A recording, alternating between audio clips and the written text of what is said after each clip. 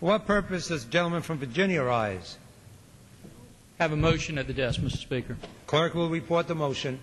Mr. Forbes of Virginia moves that the managers on the part of the House at the conference on the disagreeing votes of the two houses on the Senate amendment to the bill H.R. 2647 be instructed not recede to the Senate on Division E of the Senate amendment regarding the Matthews Shepard Hate Crimes Prevention Act. Pursuant to Clause 7 of Rule 22, the gentleman from Virginia, Mr. Forbes, and the gentleman from Missouri, Mr. Skelton, each will control 30 minutes. The Chair now recognizes the gentleman from Virginia, Mr. Forbes. Thank you, Mr. Speaker. I yield myself as much time as I may consume. Gentleman is recognized.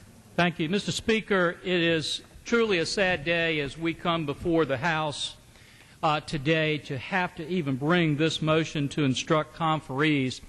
But essentially what the motion to instruct conferees does is to simply make sure when we're dealing with something as important as the Defense Authorization Bill, that we're dealing with the Defense Authorization Bill, that we're not saddling it with the hate crimes legislation, which sadly is what we are now doing. Mr. Speaker, across America, people are becoming more and more disillusioned by the processes that they see taking place here in the House of Representatives and across and down the hall in the Senate. And this is a perfect example of what that process has come to be. When we take a hate crimes legislation that should stand on its own accord, that has nothing to do with the Defense Authorization Bill, but we marry them together and saddle them and bring them to the House floor with a take it or leave it approach. Mr. Speaker, we need to watch what's happening from this administration and unfortunately from the leadership in both the House and the Senate to destroy any even pretense of transparency anymore in the country. I watched this year as we saw a sea change where so many of the policies have now led us to a point where our budget is driving defense posture instead of defense posture driving the budget.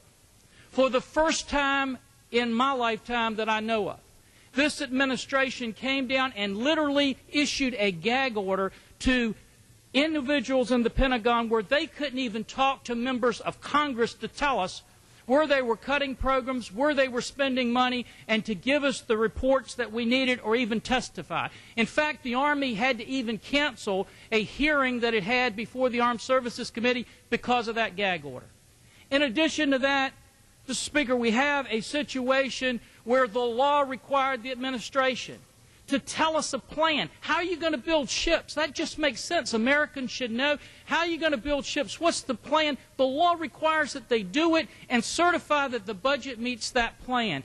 They just refuse to do it because the law doesn't apply to them. And then they came down with an aviation. They were supposed to give us an aviation plan. The law mandates it. It's in the statute. Again, they have to tell us, what are you doing with planes? How many are you building? What's your plan? And certify that that aviation plan is going to be met by that budget. Mr. Speaker, they just refused. When the House Armed Services Committee came together and every member unanimously passed a congressional inquiry mandating that the administration give us that information before this conference report came to the House today, that it was supposed to be here on September 15th, they just refused to do it. And they look at every soldier across the country and say, the law applies to you, but it must not apply to us.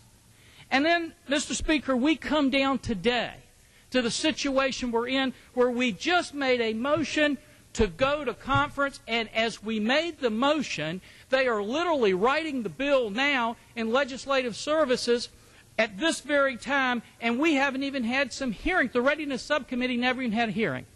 And Mr. Speaker, what this motion to instruct simply does is this. It says you may not give us all the information the law requires. You may not hold the hearings that we need to get the facts straight. But for goodness sake, at least make sure we do a defense authorization bill. And if we're going to do hate crimes legislation, let's do it separately. This gives us a clean vote up or down on that.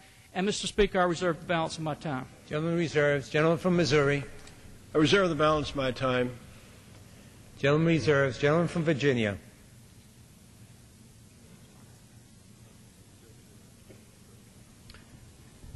Mr. Speaker, I yield 3 minutes to the distinguished gentleman from Missouri. Gentleman is recognized for 3 minutes. Thank you, Mr. Speaker.